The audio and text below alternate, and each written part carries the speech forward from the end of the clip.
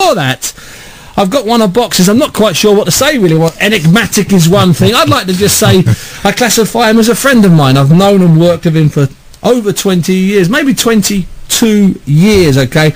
And one thing that I've always said during that period is that he's a good man, and he is a good man. I'm delighted to say that he's in the studio now. I'm talking, of course, about Chris Eubank. Good evening, Chris. How do you do, sir? I do fantastic. Very good.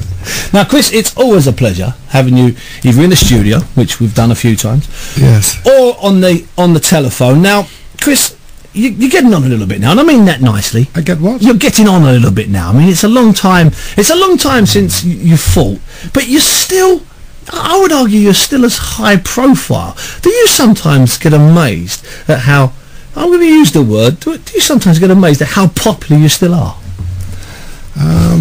Well, I'm privileged, in actual fact, to actually enjoy the respect or the heartfelt feeling that I seem to get from people. Now, you know, I do a lot of work with youth, and I point out to them that if you're true, then ultimately you'll always be liked, respected. You'll always be comfortable within your own skin. And so, you know, in my trade, being or living or carrying integrity right away through my career is what has, I suppose, the public thinking of me in a rather pleasant light. But what there is, Chris, and I've noticed this over the last 12 years since your last fight, and it was certainly building towards the end, is that it's a little bit more than public respect. It's like you've become a loved institution. You're like a cherished part, not just a British sporting part, but almost a part of sort of British culture. You know, you're so linked in with it. I mean, so much so that I would argue that some people who are maybe a little bit younger than you and I, probably not too sure about about anything you did as a boxer. Oh, I think he was a boxer, but it's Chris Eubank. He did this, he did that. I mean, that's a fantastic step, isn't it? I think it is. It's been interesting, I suppose.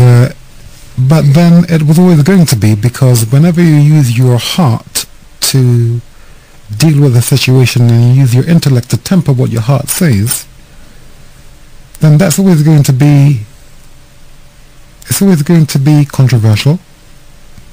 It's always going to be on point, which isn't politically correct. And it's always going to resonate because it's real. You know, it's when you always use your head and not your heart is when you fall in with the pack and you do what the pack does. So I explain to people in terms of, well, my children especially, always go with your heart and use your intellect to temper what your heart says, because your heart's really going to tell you the right thing. Only society and the talk of the day and the way the people of the day are, they'll always do things to actually not you rock the boat. But if you go with the heart, you'll always be, well, real, and real is always interesting. And perhaps I've said a lot of things that has gotten me into a lot of trouble, I know. But those things are true, and because they're true, they come to the fore in years. So when I said 20 years ago, boxing's a mug's game, you know, everybody thought I was a hypocrite and that I was a braggart and that I was I was biting the hand what was feeding me. But in fact, it was true. And today, you can look back. You see, the judge of an individual is time. Anyone can say I'm this and I'm that, but time always judges you correctly. Because if you're fake, you fall by the wayside, and usually in an embarrassing way. But if you're real, people may not like you at the time, but as time goes on, they respect you for your truth. Now, there's an awful lot of things you mentioned there. You've said a lot of things that have got you in trouble in the past. The mugs game thing was one of the first things. There's also a lot of things that you said that you possibly never even said. There's a lot of misunderstood things, a lot of myths surrounding Chris Eubank, both the fighter and then both then the father, then the actor, the political activist, the fashion guru, the general icon. There's dozens and dozens of myths. One of my favourite is that when you sometimes struggle to make weight for fights. One of my favourites is that every 2 or 3 hours, hundreds of kilos of fruit would be delivered to your room and cut open, and all you would do is just go along and occasionally lick something, but make sure you spat it out afterwards, just because you were so... No, true or false? We need a bell in here. True or false? That's false, so obviously. Jesus. I've used that one. Really? I think actually, I'll let you into a secret. I may have invented that one. Yeah. It's a nice one. It's a good one. You can invent good things, Well, I suppose a lot was invented, but then that's what happens when, I suppose, you've known me, so I've always been soft outside the ring, and I've always been reasonable, and I've always been gentle. And I suppose with the media, the dress sense and the boxing ability and my intellect, or the philosophy that I pronounce, it all kind of, especially when I fought, I mean, that man who's fighting can't be that same guy. Of course not. Who's speaking lightly and softly. It was, and so Chris and it was very hard. Was there Chris and Eubank, or were there completely two different Chris Eubanks? One of the lessons I point out to my son is that you mustn't get into the ring being your normal self. People don't want to see you as your normal self. When you get into the ring, you should get in intoxicated. Show that you have fear, pride, anxiety, that you are a warrior, that you are true. Project all of those feelings, and you will be loved. Even if you're hated, you'll be loved to be hated. And that is good. That's what captures the imagination of people. But if you go in waving and smiling at the crowd, you're not going to resonate. You're going in to fight.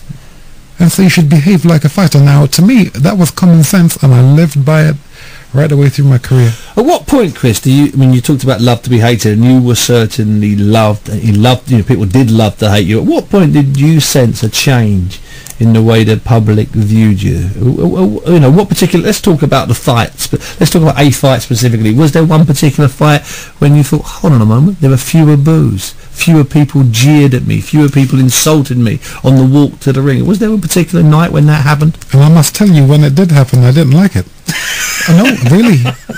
That hissing and the spitting and the booing, coins, and the name calling. Oh, mate, I owned the crowds, and it was a wonderful thing. But it was so obvious. Why did people keep on hating you, hating and that stuff, when it was so clear that was your oxygen? Because it was possible. It must have been possible. It must have been possible at some point for me to trip over the top rope. It must have been possible. Of course. It never happened, but they were always looking for perhaps the trip, or perhaps me being beaten. Yeah. You of see? Course. And so, for all you people out there who didn't like me or still don't like me, I did my job. I entertained you. I made you shake your fists at the screen. TV. That's right.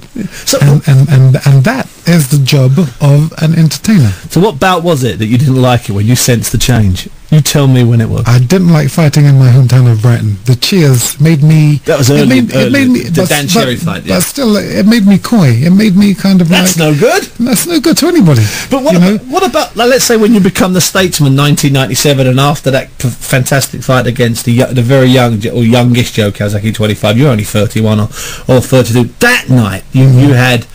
the type of standing ovation, it was different. There was love inside that standing ovation. Whereas you'd had standing ovations before, Chris, but there wasn't the same kind of love. But for that, there was. And then, of course, you come to the two Carl Thompson fights, yes. And suddenly you're everybody's favourite uncle, cousin, long-lost brother. Yeah, well, I mean, you say that begrudgingly, sir. Was that begrudging? No, you're joking. Yeah, you're joking. I've been telling people you were my long-lost brother for the last 20 years. Don't worry about that. So it made no difference to me at that stage. Well, when walking towards the ring, for the Thompson 1, especially the Thompson 2. Yeah, it was, you know, yeah, I had won the hearts of the boxing fan. Yeah. And, you know, that was never going to be as good. You know, that's good for me now. Now I'm not fighting anymore, but at the time I'm a fighter.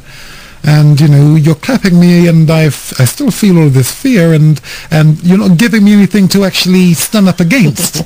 The fighter isn't enough, really. All the bad energy and bad vibes that you put towards me, I can redirect it to the opponent. And